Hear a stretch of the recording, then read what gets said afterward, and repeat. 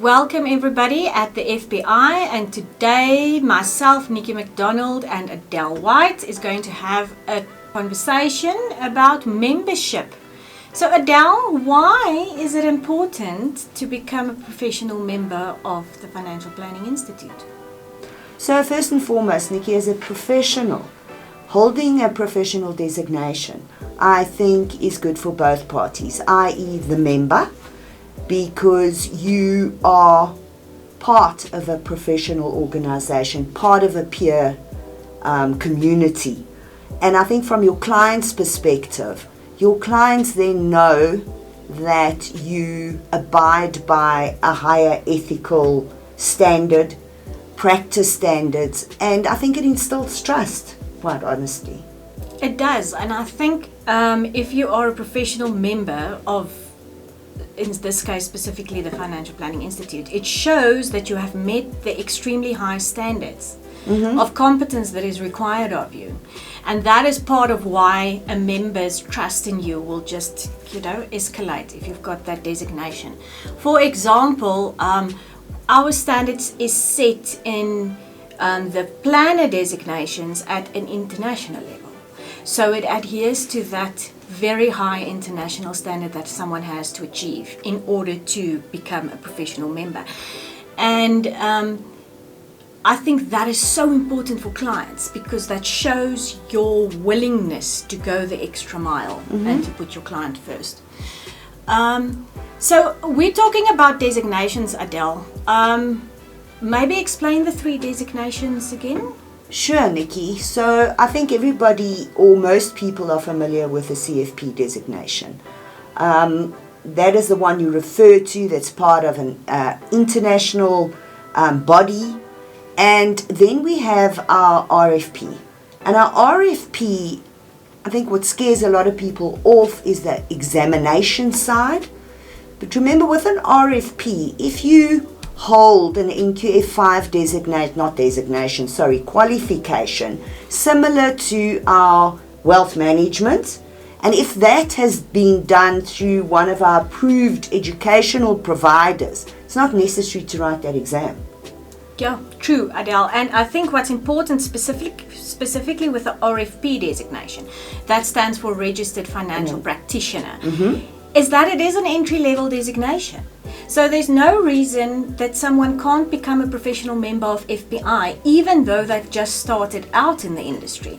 So with your NQF level 5, and if it's from one of our professional recognized providers, together with 1 year's worth of experience, you can already be considered to become a RFP professional. Then, if we move on to the next designation, which is the FSA, Financial Services Advisor, you're talking about an NQF level 6 or 7 qualification, together with 2 years worth of experience.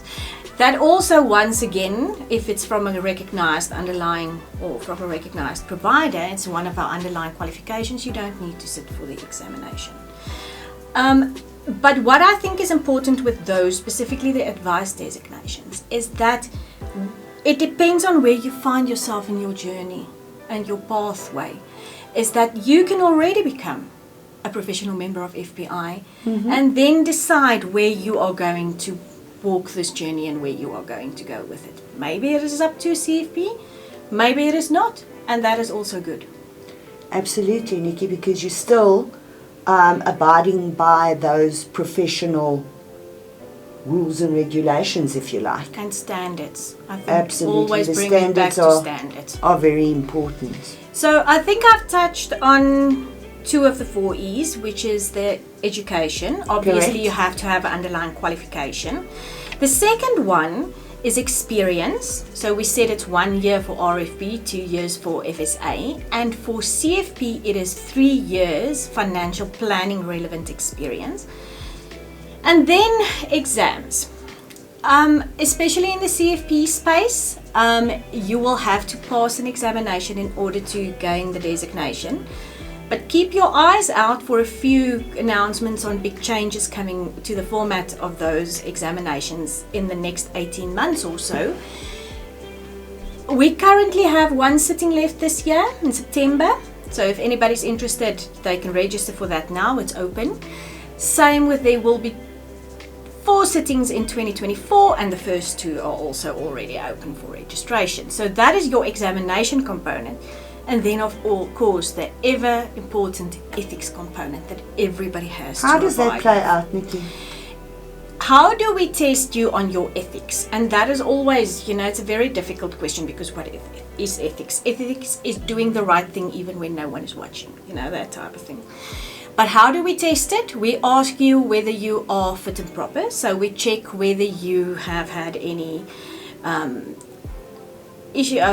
cases against you. That could be from vice ombud. You could have been removed as a trustee, any of those type of things, being convicted of fraud.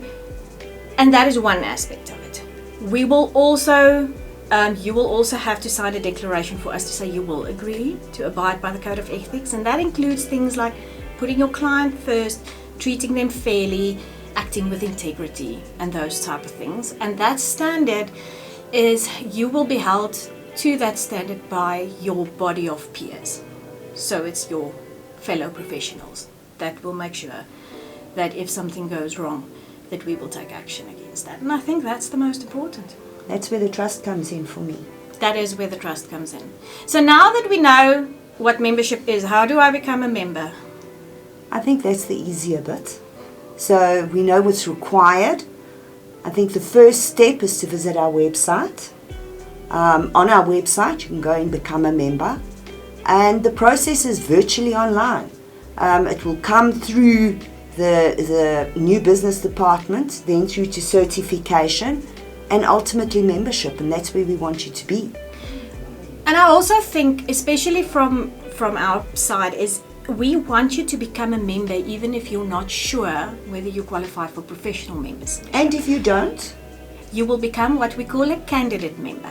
Candidate membership is for everyone that's on our pathway, who's either got experience or the education component, or is sitting somewhere where they are heading towards a designation, no matter where you are. But the moment you become a candidate member, we can take your hand and we can help you through that pathway. And we can provide support in terms of making sure that you understand when the exams will be, helping you with a mentorship program. There's always bursaries and things outside in the industry that we will remind you of. Learning opportunities, maybe some CPD that you can also use for your CPD for your bigger learning experience, not just at FPI, but in your job itself. So there are many, many opportunities if you are a candidate member of FPI, and it's free. It doesn't cost you anything. No, and I think it also keeps us informed of who is out there, how we can assist you in getting to where you need to be. And thanks, Nikki. Thank you, Adele.